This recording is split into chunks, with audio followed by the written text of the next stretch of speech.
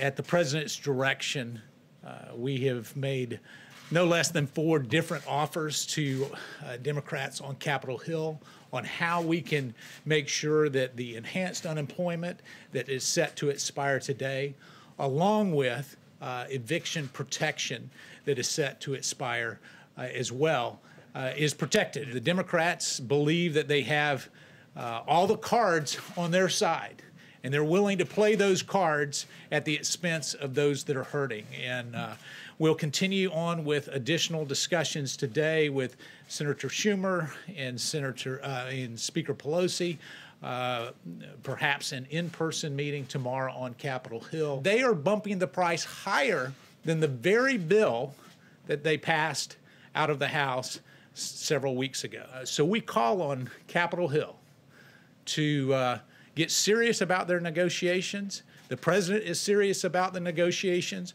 Leader McConnell yesterday put forth a 1-week extension at the current levels for enhanced unemployment. And what did we see? Senator Schumer objected to that. Democrats came up with a plan 2 months ago. The Republican plan was just presented on Monday, and in that time the president has contradicted the Republican plan on the amount of stimulus checks, on student loans. Mitch McConnell threw you guys under the bus on funding for the FBI building. What do you say to the tens of millions of people who are going to lose their benefits when it appears that the real issue is that Republicans cannot agree among themselves, even though they've had months? That's not it at all. In fact, Democrats offered a $3 trillion plan.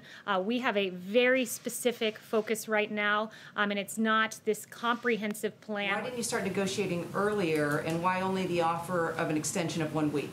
Well, what I would say to them is that this is unacceptable, that the Democrats have been fundamentally unserious. If Democrats were interested in extending unemployment insurance and helping the American people, they would have endorsed the Martha McSally bill and extended this by a week to give us time as we try to extend this in perpetuity while we also focus on evictions. Are you willing to pass on the liability protection?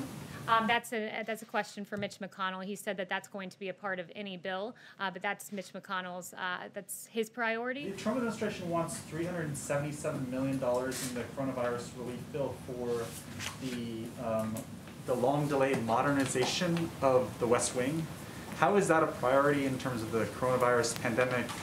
You guys talk about priorities. You had the FBI bill, which doesn't seem to have much support from Capitol Hill as well. So 2 things, and I'm glad you asked that because I do want to give you some details about those 2 items in particular. When it comes to the FBI building, this has been a long discussed issue.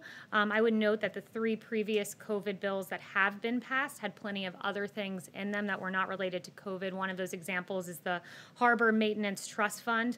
This is not a red line for us. And then as it pertains to White House renovations, many of those pertain to safety protocols, filtration systems, enhanced communication ability, and needs that we saw that were highlighted during the pandemic. But make no mistake, a $377 million proposal will not stand in the way of ensuring that the American people get their checks